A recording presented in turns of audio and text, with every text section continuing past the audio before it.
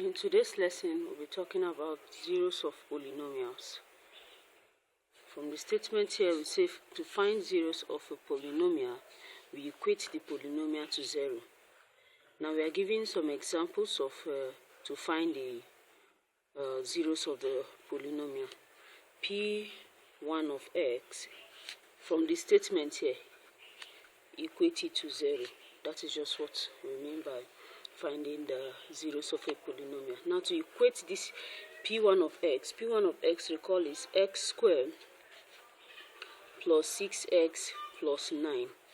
You are equating to 0.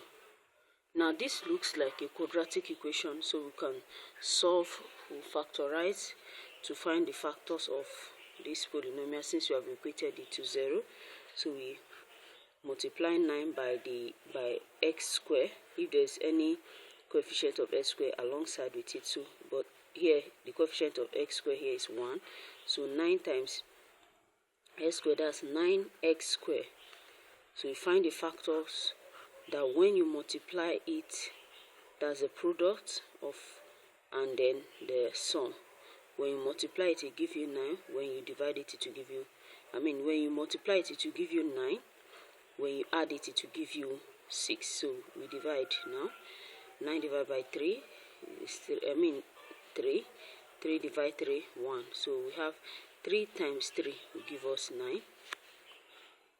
3 plus 3 will also give us 9.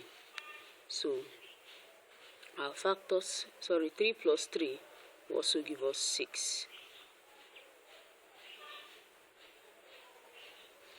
So our factors here are x squared plus 3x plus 3x plus 9 is equal to 0.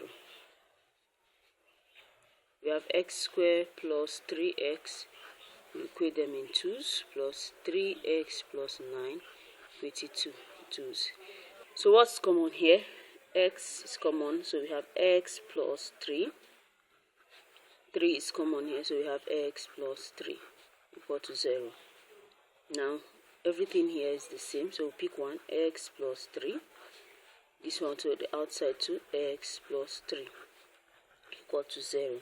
So what we do here now, since both of them are the same, we say x plus 3 is equal to 0. You can't solve for this one as well because it's going to give you the same value. So the value of x here is just a number. So we have x is equal to minus 3. So now we have found the 0 of the polynomial here.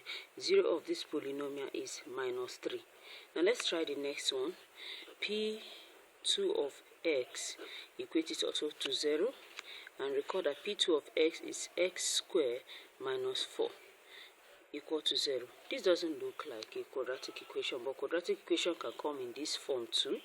Remember we said quadratic equation, if you recall, quadratic equation comes in this form: ax squared plus bx plus c equal to 0. That's quadratic equation, but it can also come in this form in which as far as the highest power is 0, you know this is a quadratic equation. So to solve this one, we have x squared is equal to 0 plus 4. So what we have here, x squared is equal to 4.